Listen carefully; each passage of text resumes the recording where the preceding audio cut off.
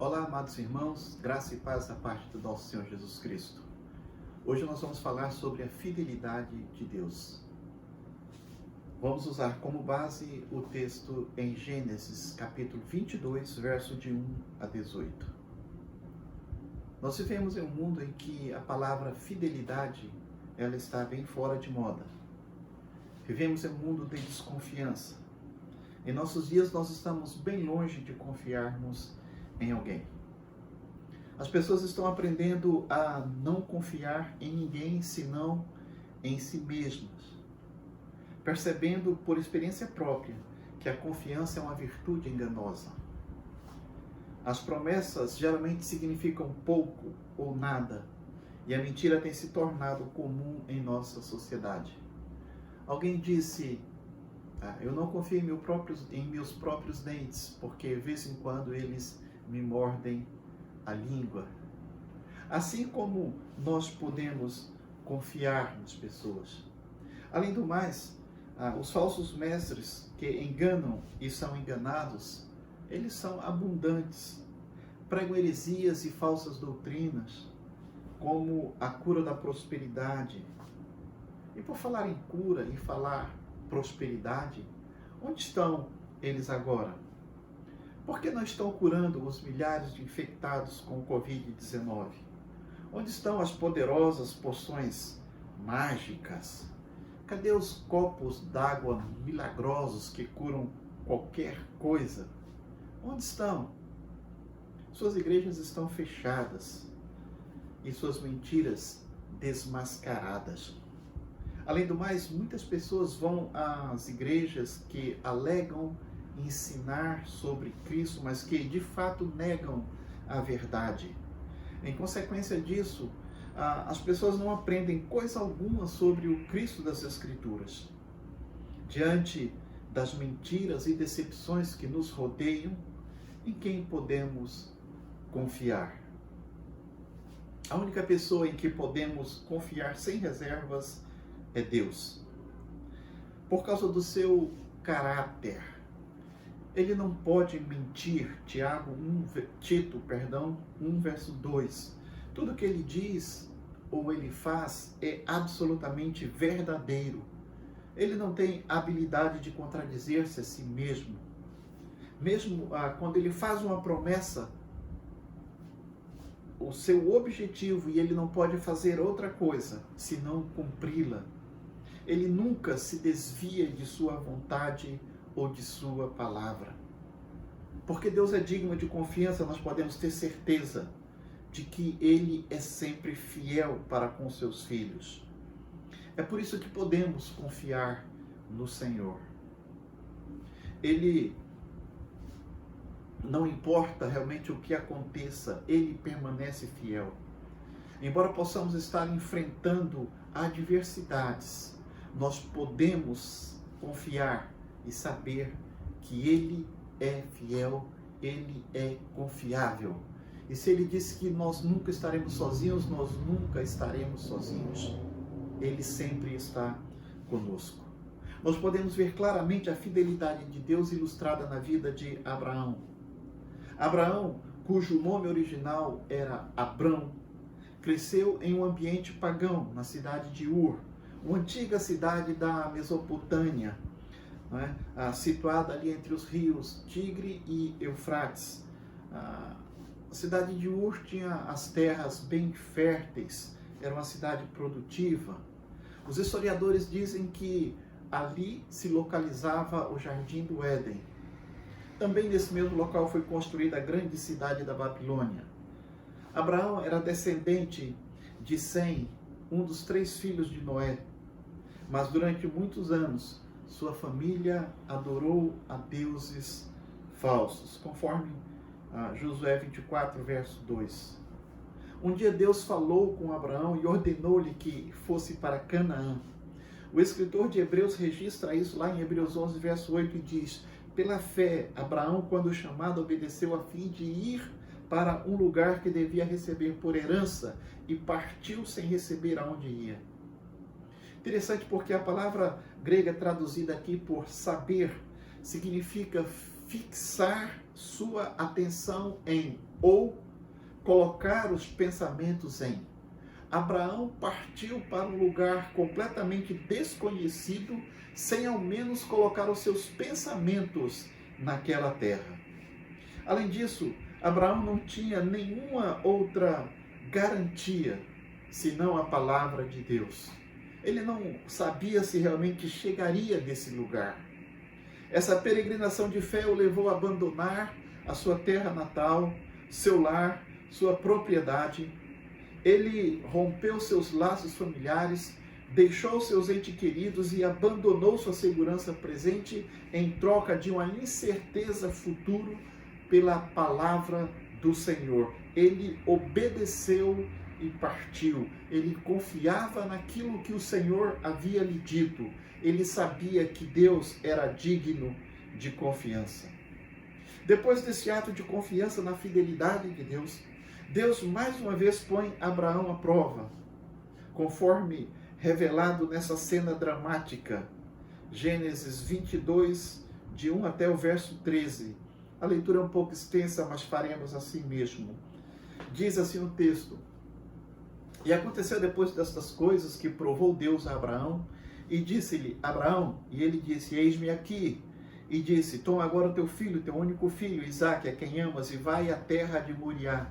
Oferece-o ali em holocausto sobre uma das montanhas que eu te direi. Então se levantou Abraão pela manhã de madrugada e albardou o seu jumento e tomou consigo 2 dos seus moços e Isaque, seu filho. Cortou a lenha para o holocausto e levantou-se e foi para o lugar que Deus lhe dissera.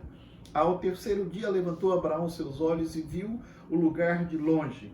E disse Abraão aos seus moços: Ficai-vos aqui com o jumento, e eu e o moço iremos até ali, e havendo adorado, tornaremos a vós. E tomou Abraão a lenha do holocausto e pô-la sobre Isaque, seu filho. E ele tomou o fogo e o cutelo na sua mão, e foram ambos juntos. Então falou Isaque a seu pai e disse: Meu pai. E ele disse: Eis-me aqui, meu filho. E ele disse: Eis aqui o fogo e a lenha, mas onde está o cordeiro para o holocausto? E disse Abraão: Deus proverá para si o cordeiro para o holocausto, meu filho. Assim caminharam ambos juntos e chegaram ao lugar que Deus dissera. E edificou Abraão ali um altar e pôs em ordem a lenha e amarrou a Isaque, seu filho, e deitou-o sobre o altar em cima da lenha. Estendeu Abraão a sua mão e tomou o cutelo para imolar o seu filho. Mas o anjo do Senhor lhe bradou desde os céus e disse: Abraão, Abraão! E ele disse: Eis-me aqui. Então disse: Não estendas a tua mão sobre o moço, e não lhes faças nada, porque agora sei que temes a Deus, e não me negastes o teu filho, o teu único filho. Então levantou Abraão seus olhos e olhou, e eis um carneiro detrás dele, travado pelos chifres no mato.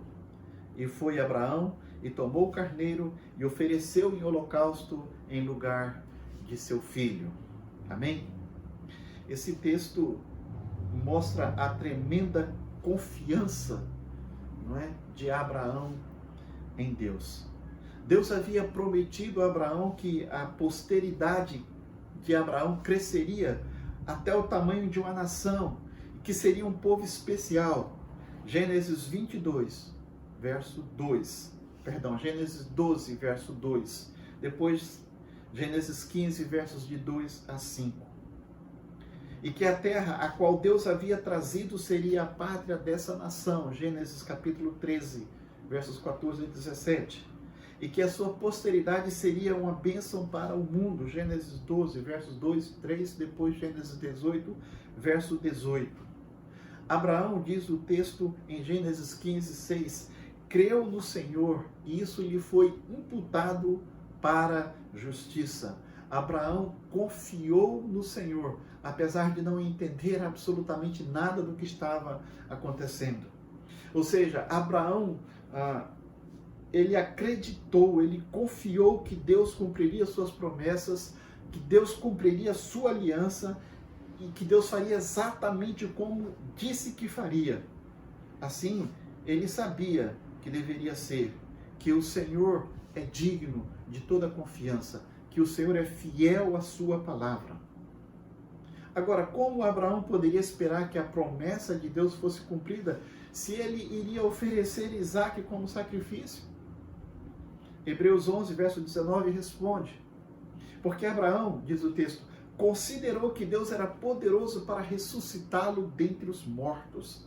Ele sabia que Deus cumpriria as promessas de algum modo, mesmo que fosse através de um grande milagre.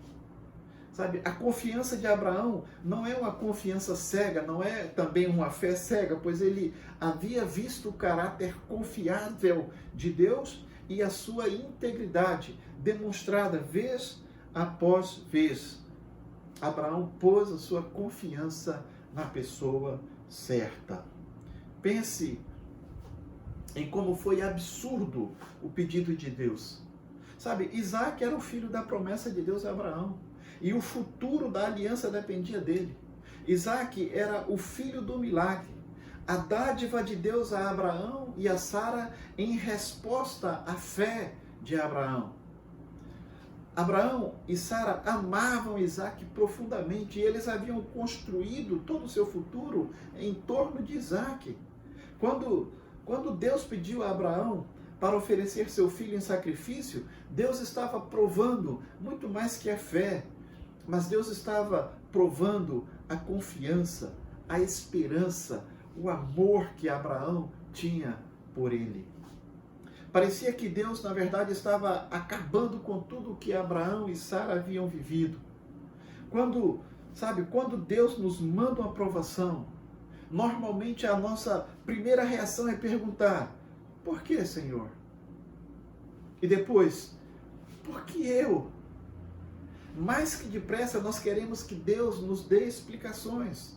É claro que sabemos que Deus tem seus motivos para mandar essas provas. Talvez para purificar a nossa própria fé, 1 Pedro 1, versos 6 e 9, ou para aperfeiçoar o nosso caráter, Tiago 1, de 1 até o verso 4, ou até mesmo para nos proteger do pecado, 2 Coríntios 12, versos de 7 a 10. Mas a verdade é que nós não vemos de que modo as coisas se aplicam a nós. O fato de pedirmos explicações ao nosso Deus e Pai indica que nós não nos conhecemos como deveríamos nos conhecer, ou pior, nós não conhecemos a Deus como deveríamos conhecê-lo. Abraão ouviu a palavra de Deus e obedeceu imediatamente com confiança. Ele sabia que Deus jamais entraria em contradição com suas promessas. De modo que ele se apegou à promessa de Deus. Gênesis 21, verso 12. Ele diz assim: por Isaque será chamada a tua descendência. Confiança naquilo que Deus havia dito. Confiança na palavra do Senhor. Sabe, será que você realmente confia na palavra de Deus? Quando Deus disse: eu vou estar com você, você crê que está? Quando Deus disse: eu não te abandonarei, nunca te deixarei só, você crê nisso? Precisamos aprender com Isaque. Sabe, a nossa fé precisa crescer, a nossa confiança precisa aumentar. A fé não exige uma explicação, ela descansa nas promessas do Senhor. Abraão disse a seus 2 servos: eu e o rapaz, nós iremos até lá. E havendo adorado, é muito interessante essa expressão de Abraão. E havendo adorado, voltaremos juntos para vós. Gênesis 22, verso 5. Pelo fato de Abraão crer em Deus, confiar em Deus, ele não tinha a intenção de trazer de volta um morto. Já foi dito que Abraão creu em Deus e que obedeceu quando ele nem sabia onde, quando, como ou nem porquê. Não é? Mas há 2 declarações que revelam a ênfase dessa passagem. Primeiro é o versículo 8. Deus proverá para si, meu filho, o cordeiro para o holocausto. E Gênesis 22, verso 14. Jeová Jiré, isto é, o Senhor proverá. Ao subir o monte de Moriá com seu filho, Abraão estava absolutamente confiante de que Deus supriria todas as suas necessidades. Em quem Abraão poderia confiar? Certamente não em seus sentimentos, pois ele devia sentir uma dor terrível dentro dele ao pensar em sacrificar o seu filho amado no altar. Sabe, ele amava Isaque, seu filho, o filho da promessa, mas também amava Deus e desejava obedecê-lo. Que impasse, não é?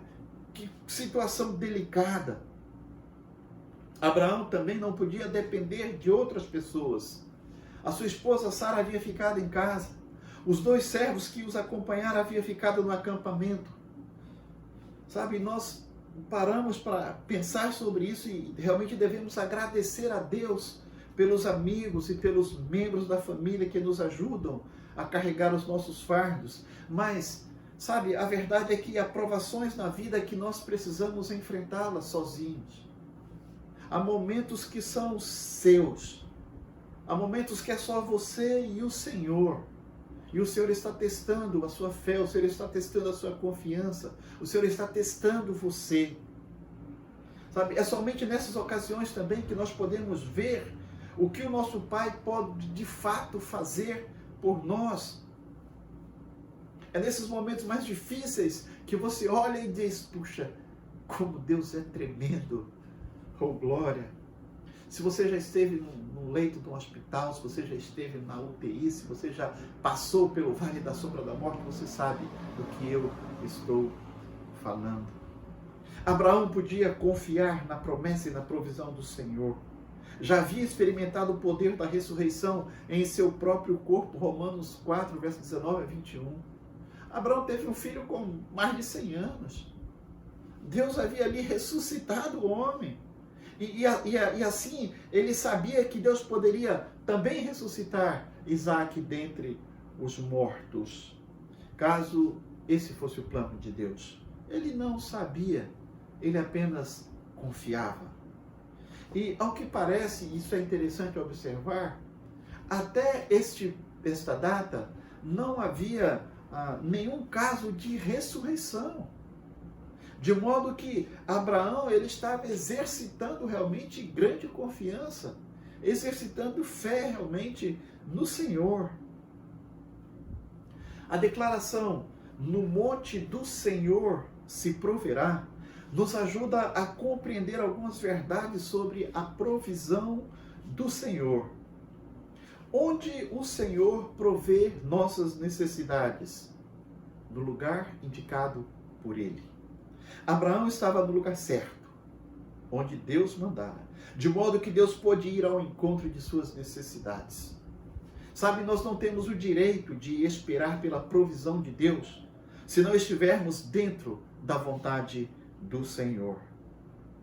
Quando Deus provê nossas necessidades? Exatamente quando precisarmos, nem um minuto antes, nem um minuto depois. Quando você coloca o seu pedido diante do trono da graça de Deus, Deus responde com misericórdia e com graça em ocasião oportuna. Hebreus 4, verso 16. Por vezes temos a impressão que Deus espera até o último minuto para nos socorrer, mas isso é apenas do ponto de vista humano. Deus nunca está atrasado. Há tempo para todas as coisas e o tempo de Deus é perfeito. Portanto, se você está atravessando agora por extrema dificuldade, não se preocupe. O seu socorro virá no momento certo. Apenas confie no Senhor. Como Deus provê? De maneiras que normalmente são bastante naturais. Sabe? Deus não enviou um anjo junto com o sacrifício.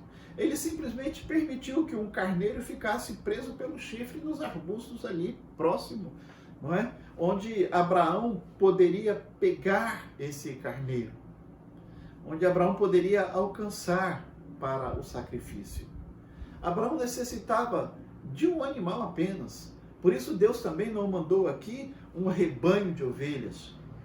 Deus nos dá o frio conforme o cobertor. né? Já diz um adágio popular. A quem Deus concede sua provisão? Aqueles que confiam nele e que obedecem às suas instruções. Quando estamos fazendo a vontade de Deus, nós temos o direito de esperar pela provisão divina. Alguém disse: quando a obra é feita à maneira de Deus, não carecerá do apoio de Deus. O Senhor, ele tem a obrigação de abençoar, não tem a obrigação de abençoar as minhas ideias, nem os meus projetos, mas ele tem toda a obrigação de apoiar a sua obra quando ela é feita da maneira correta. Por que Deus supre todas as nossas necessidades? Ora, para a glória do seu nome. Lá em Mateus capítulo 6, versos de 9 a 13, nós encontramos ali a oração do Pai Nosso. E a primeira petição do Pai Nosso é: santificado seja o teu nome. Sabe? E essa petição, ela norteia, ela governa todos os outros pedidos. Deus foi glorificado no Monte Moriá, pois Abraão e Isaque fizeram a vontade do Senhor e glorificaram a Cristo Jesus. Devemos parar e refletir sobre esta importante verdade. Isaque tem um papel importantíssimo em toda esta passagem. Nós não vamos falar sobre isso, mas ele tipifica aqui o próprio Cristo que voluntariamente se entregou ao sacrifício. Queridos, o Senhor é conosco. Nós podemos confiar no seu caráter imutável. Podemos confiar na sua fidelidade. A sua fidelidade está entrelaçada com o seu caráter. No livro de Malaquias, Deus disse acerca de si mesmo: porque eu, o Senhor, não mudo. Malaquias 3, verso 6. E nele, diz Tiago 1, verso 17, não pode existir variação ou sombra de mudança. As mudanças são inconcebíveis para Deus. Ele não pode mudar para melhor ou para pior. Ele não pode mudar para melhor, pois ele já é perfeito. E sendo perfeito, ele não pode mudar para pior. Visto que ele é completamente não influenciado por qualquer coisa fora de si mesmo, o seu aperfeiçoamento ou sua piora são impossíveis. Ele é perpetuamente o mesmo. No entanto, há algumas passagens bíblicas que sugerem que Deus pode mudar. E isso confunde as pessoas. Por exemplo, Gênesis 6, versos 6 e 7. Diz assim o texto: arrependeu-se o Senhor de haver feito o homem sobre a terra e pesou-lhe em seu coração. E disse o Senhor: destruirei o homem que criei sobre a face da terra, desde o homem até ao animal, até o réptil e até a ave dos céus, porque eu me arrependo de os haver feito. Mas pense nisto: o caráter de quem mudou? Não foi o caráter de Deus. Ele criou as pessoas para fazerem o bem, mas em vez disso, toda a humanidade estava fazendo o mal. Eles mudaram, a humanidade mudou o seu caráter e escolheu fazer o mal. No livro de Jonas, a outra passagem geralmente mal interpretada. Quando Deus viu que os habitantes de Nínive se converteram dos seus pecados, Jonas 3, verso 10, diz assim: ele se arrependeu do mal que tinha dito que lhes faria e não o fez. Mas novamente, quem mudou? Não foi Deus. Ele demonstrou misericórdia para com Nínive, não porque ele mesmo se arrependeu, mas porque as pessoas se arrependeram do estilo de vida pecaminoso que estava vivendo. Querido, a verdade é a maneira como uma pessoa permanece diante de Deus determina o que acontece com ela.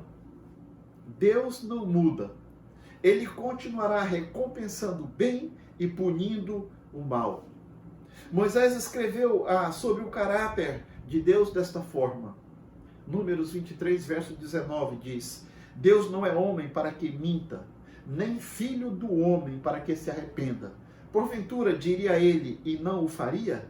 Ou falaria e não o confirmaria? O caráter imutável de Deus o separa de tudo e de todos. Tudo muda, menos Deus. A terra está sujeita a mudanças. Ela já foi transformada uma vez pelo dilúvio e será transformada novamente, visto que será consumida por um calor intenso. Os céus estão sujeitos à mudança, eles se movem e seguem o seu curso. Os homens mudam. Sabe, até nós mesmos, os crentes, nós mudamos. Há momentos em que o nosso amor por Cristo é ardente e nós obedecemos ao Senhor. Mas há outros em que esse amor quase se extingue e nós o desobedecemos. O que a fidelidade de Deus e o seu caráter imutável significa para nós como cristãos? Ora, significa confiança, segurança, conforto. Nós podemos confiar em Deus. Nós podemos crer nas Escrituras, em tudo aquilo que Ele falou.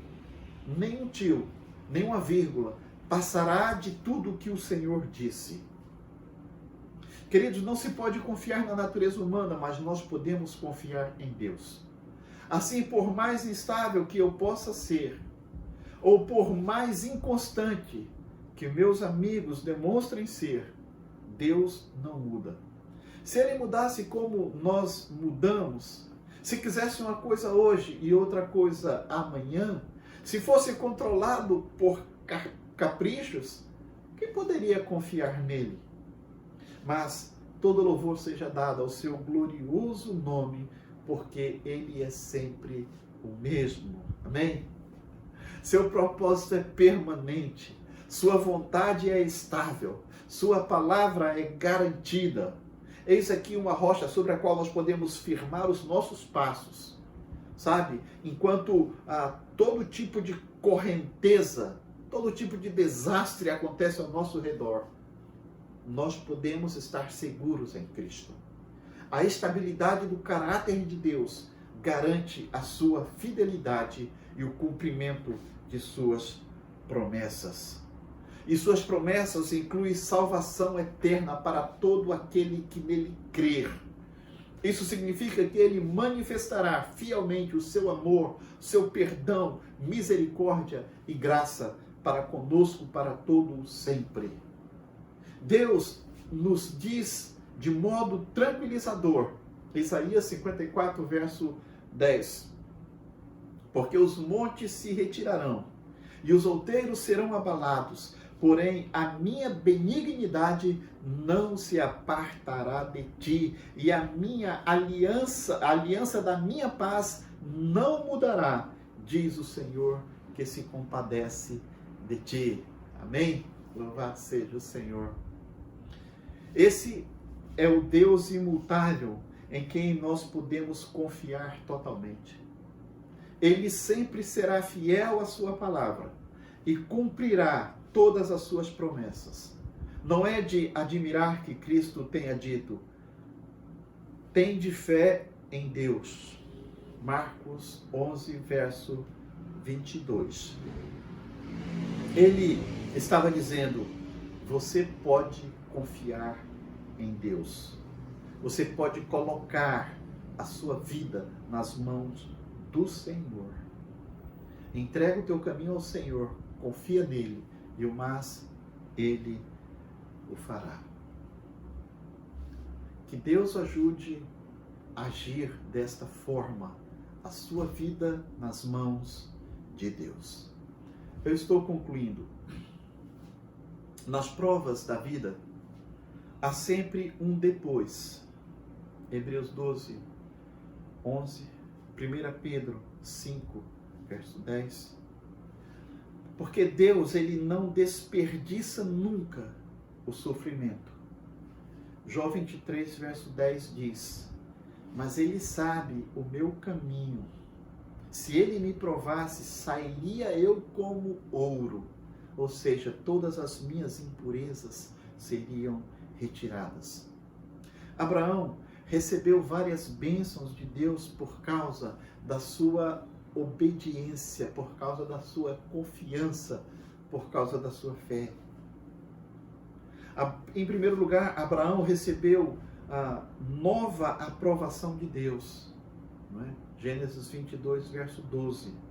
Abraão havia descrito toda essa difícil experiência, você se lembra como ele definiu? Como adoração, verso 5. Eu e o rapaz, nós vamos ali adorar. Porque para ele, era isso que consistia. Ele obedeceu à vontade de Deus e procurou agradar o coração do Senhor.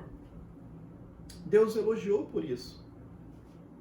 Vale a pena passar por provações, se no final o nosso Pai Celeste puder nos dizer: muito bem, filho amado, fosse fiel no pouco, sobre o muito te colocarei. Louvado seja o Senhor. Abraão recebeu de volta um novo filho. Isaac e Abraão tinham estado no altar juntos. E Isaac passou a ser o sacrifício vivo. Romanos 12, versos 1 e 2. Deus deu Isaac a Abraão. E Abraão devolveu Isaac para Deus. Sabe, há uma lição muito valiosa aqui. Devemos cuidar para que as dádivas de Deus não tomem o lugar dele. Muitos casais, muitos cristãos permitem que seu filho amado, tome o lugar de Deus. E a criança passa a ser o deusinho da casa. Cuidado, querido. Cuidado, mamãe, papai. Cuidado para que as bênçãos do Senhor não se tornem em maldição.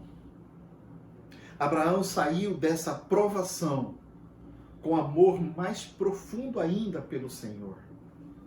Mais uma vez, e de uma maneira muito mais profunda, Abraão experimentou a fidelidade do nosso Deus.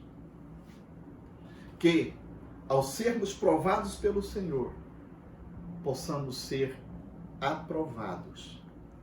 E lembre-se, em Deus você pode confiar. Ele é o mesmo de ontem, hoje e será sempre. O nosso Deus não muda.